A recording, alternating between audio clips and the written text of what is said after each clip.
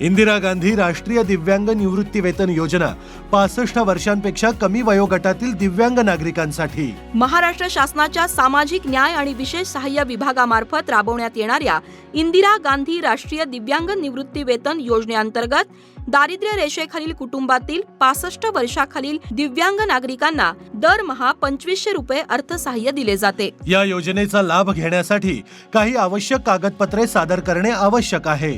उत्पन्नाचा दाखला किंवा दारिद्र्य रेषेखालील कुटुंबाच्या यादीमध्ये त्या व्यक्ती किंवा व्यक्तीच्या कुटुंबाचा समावेश असल्याबाबतचा साक्षांकित उतारा सादर करावा।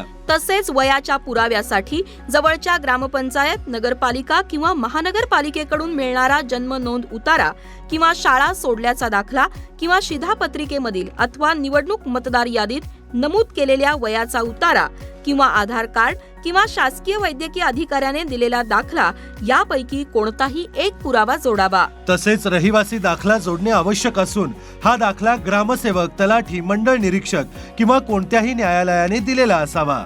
लाभार्थी दिव्यांग असल्याचे जिल्हा शल्य चिकित्सक म्हणजे सिव्हिल सर्जन यांनी दिलेले दिव्यांग प्रमाणपत्र जोडणे आवश्यक आहे।